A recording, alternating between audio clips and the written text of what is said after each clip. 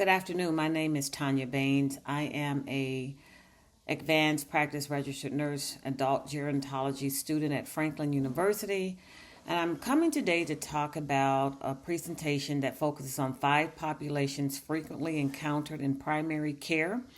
The goal is to recognize population-specific risk factors, use validated screening and diagnostic approaches, and develop safe, collaborative treatment plans that account for culture, development, pregnancy and lactation, aging, and the minority stress. Okay. Let's begin with the geriatric population. The geriatric primary care clinicians should recognize that mental health burden is shaped by both clinical risk and social contact.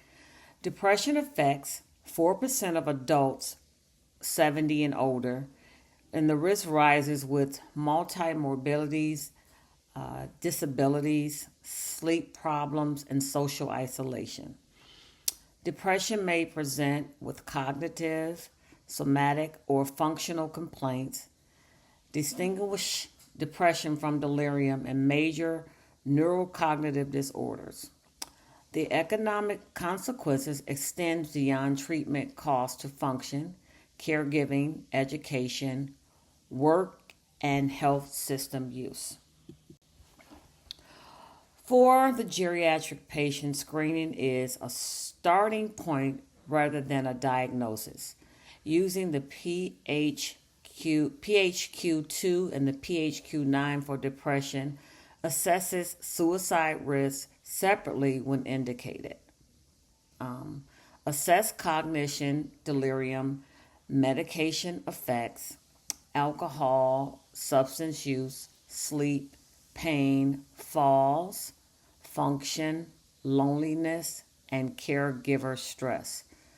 A DSM-5 informed clinical interview should confirm symptoms, durations, impairments, differential diagnosis, and safety. Treatment for geriatric patients should be individualized and collaborative. SSRIs like Zoloft or Lexapro are common first-line options. Increase caution because aging alters clearance and increases adverse event risk. PDPK-SSR inhibits serotonin reuptake, monitor for hyponatremia, GI side effects, bleeding, QT risk, heart risk, were prevalent, falls, and drug interactions. Avoid routine benzodiazepine because of falls and cognitive impairment. Follow-up should assess benefits, adverse effects, safety, adherence, and function while integrating psychotherapy and social support. Okay, now we're going to move on to pregnancy and lactating. Primary care clinicians should recognize that mental health burden is shaped by both clinical risk and social contact. Perinatal depression and anxiety are common symptoms can emerge during pregnancy or any time in the first postpartum year. That is really big. Postpartum depression symptoms are 7.2% at 9 to 10 months. Many cases emerge after an early negative screen. The economic consequences extend beyond treatment costs to function caregivers, education, work, and health system use. For pregnant lactating patients, screening is a starting point rather than a diagnosis. Use the EPDS or the PHQ-9 for depression or the GAD-7 for anxiety, GAD-7. Access for anxiety, assess bipolar disorder before starting antidepressant therapy. And the references are on the slides. Ask directly about suicidal thoughts, psychosis, severe agitation, intrusive thoughts, and thoughts of harming self. Infant postpartum psychosis is an emergency. A DSM-5 TR informed clinical interview should confirm symptoms, durations, impairment, and differential diagnosis and safety. Treatment for pregnant and lactating patients should be individualized and collaborative. Psychotherapy, CBT, interpersonal therapy is appropriate for mild to moderate illnesses. Shared decision making should weigh untreated illnesses against medication exposure. SSRIs are commonly used when medication is indicated. Sertraline or Lexapro are reasonable first-line choices when there is no prior medication history. SSRIs increases synaptic serotonin, monitor GI effects, activation, bleeding risk, and neonatal adaptation symptoms. Follow-up should assess benefits, adverse effects, and safety. Pediatric and adolescent primary care physicians should recognize that mental health burden is shaped by both clinical risk and social context. In 2023, greater than 5.3 million U.S. adolescents ages 12 to 17, 20.3% had current diagnosis of anxiety and depression or behavior conduct conditions. The 2023 YRBS found that 40% of high school students reported persistent sadness, hopelessness, burdens was higher in several marginal groups. And that's according to the CDC 2024. The economic consequences extend beyond treatment, cost, function, caregiving, education, work, and healthcare system use. That is pretty big. For pediatric adolescent patients, screening is a starting point again, and this is throughout the whole presentation. The screening is just a starting point rather than a diagnosis. You have to dig deeper. So the USPSTF recommends depression screening for adolescents 12 to 18. Evidence is insufficient for universal depression screening for children younger than 11. So it's 12 to 18, correction. Using the PHQ-2, the PH9 with clinical interview, use the ASQ or other validated suicide risk tools when indicated. PHQ-9, 9 alone is not a suicide risk assessment. A DSM-5 TR informed clinical interview should confirm symptoms, durations, impairment, and differential diagnoses, and safety. Safety is big. Okay. So we have the LGBTQ community.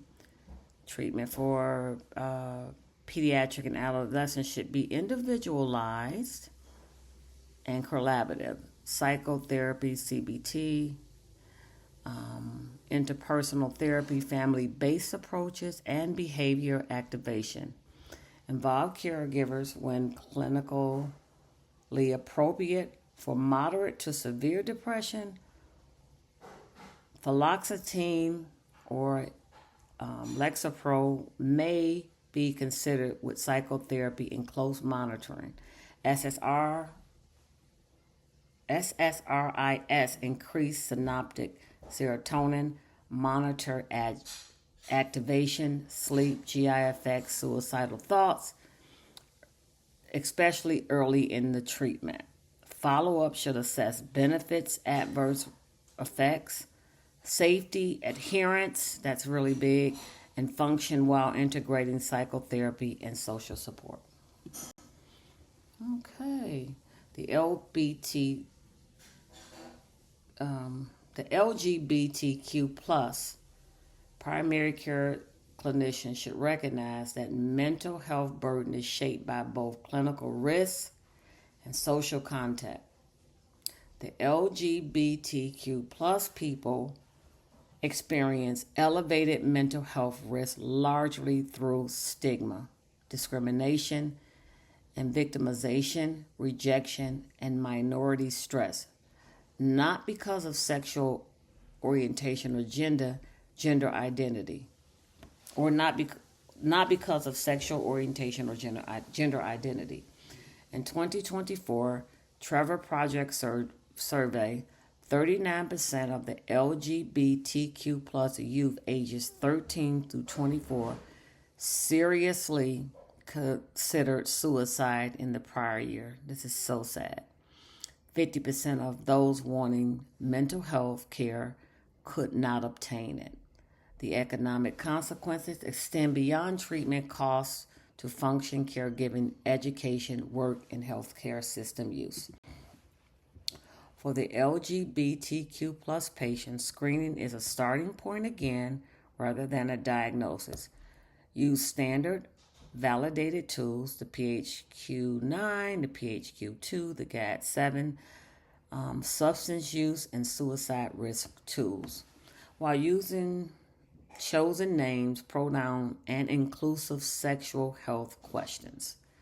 Assess trauma, this is very important, violence, family rejection, housing, food insecurity, substance use, protective factors.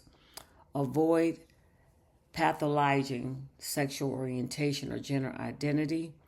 A DSM-5 TR informed clinical interview should confirm symptoms, durations, impairments, differential diagnosis, and safety. That's big.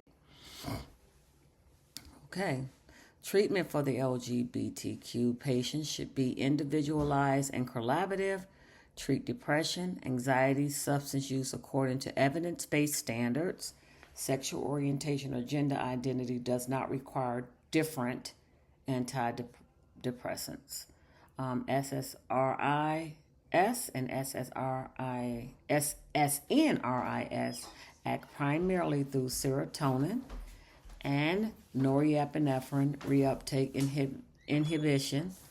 Monitor standard adverse effects, interactions, activation, suicidality in younger patients. Follow-up should assess benefits, adverse effects, adherence, function, while integrating psychotherapy and social support. Okay. Immigrants and migrants. Primary care clinicians should recognize that mental health burdens is shaped by both clinical risk and social context. Immigrant, refugees, and migrant populations are heterogeneous. Risk varies from trauma exposure, migration circumstances, isolation, discrimination, work conditions, access to care. A systematic review meta-analysis found depression and anxiety prevalence among migrant workers 39% and 27% respectively, with occupational and social stressors strongly associated with symptoms. The economic consequences extend beyond treatment costs to function. Okay. For immigrant patients, screening is a starting point rather than a diagnosis. The CDC recommends integrated mental health screening for refugees, adults. Options include the RSH15 or combinations such as the PHQ-2, PHQ-9+, the PTSD anxiety tool. Use qualified medical interpreters, that is very important. Avoid relying on children or family for interpretation. That is also very important in that we don't know what they understand and what they don't. Consider literacy, culture, expression, or distress, and different meanings of symptoms. A DSM-5 TR informed clinical view should confirm symptoms, duration, impairment, differential diagnosis, and safety. Safety is big in each and every one of these sides. I hope you enjoyed the treatment for immigrant patients should be individualized and collaborative. Use the same evidence-based pharmacological when indicated, but tailored to comorbidities, prior treatment, languages, access, cost, and adherence. Cost, this is really big. Language, access, cost, and adherence.